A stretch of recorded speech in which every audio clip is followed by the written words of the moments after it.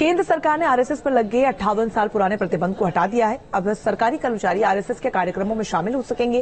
केंद्र सरकार की तरफ से आदेश में कहा गया है कि उपयुक्त निर्देशों की समीक्षा की गई और ये निर्णय लिया गया है कि 30 नवंबर 1966, 25 जुलाई 1970, 28 अक्टूबर 1980 के संबंधित कार्यालय ज्ञापनों से राष्ट्रीय स्वयंसेवक संघ का उल्लेख हटा दिया गया। बता दें कि इससे पहले आरएसएस की गतिविधियों में शामिल होने पर कर्मचारियों को कड़ी सजा देने का प्रावधान था।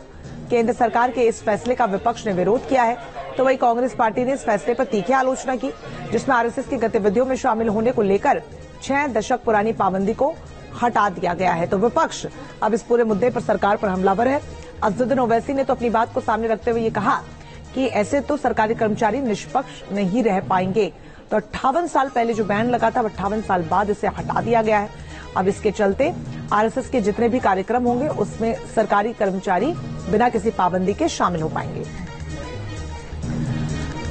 तो सरकार के फैसले पर संघ के अखिल भारतीय प्रचार प्रमुख सुनील आम्बेडकर ने खुशी जताई है।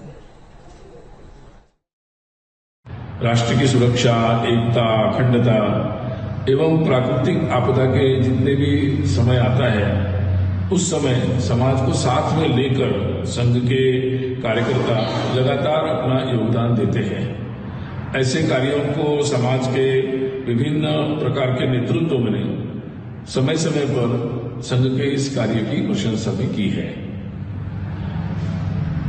परंतु अपने राजनीतिक स्वार्थों के चलते तत्कालीन सरकार द्वारा शासकीय कर्मचारियों को संघ जैसे रचनात्मक कार्य करने वाले संगठन के गतिविधियों में भाग लेने के लिए पाबंदी लगाई गई थी। वर्तमान के शासन ने आज उस पाबंदी को जो हटाया है, ये निर्णय समुचित है और भारत की लोकतांत्रिक व्यवस्था को ये निर्णय पुष्ट करेगा। तो वहीं आरएसएस को मिली राहत के बाद विपक्ष सरकार पर हमलावर है। अज़दुद्दीन ओवैसी ने केंद्र सरकार पर जमकर निशाना साधा, तो बीजेपी सांसद साक्षी महाराज ने फैसले का स्वागत किया। सरदार पटेल ने और नेहरू की हुकूमत ने उन पर बैन लगाया।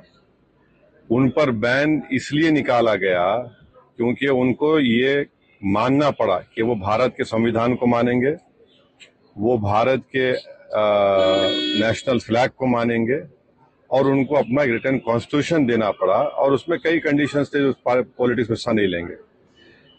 उस ऑर्गेनाइजेशन को आज ये बीजेपी की एनडीए की सरकार ये परमिट कर रही है कि गवर्नमेंट सर्वेंट्स आरएसएस के एक्टिविटीज में हिस्सा ले सकते।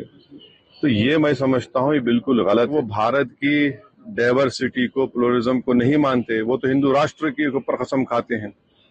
तो जो हिंदू राष्ट्र के ऊपर कसम खाता वो तो इंडियन नेशनलिज्म के खिलाफ बात कर रहा है। राष्ट्रीय स्वयंसेवक संघ सरकारी केंद्रीय बहुत देर से उठाया हुआ एक अच्छा कदम है, धन्यवाद करते हैं। राष्ट्रीय स्वयंसेवक संघ सरकारी केंद्रीय बहुत देर से उठाया हुआ एक अच्छा कदम है, धन्यवाद करते हैं।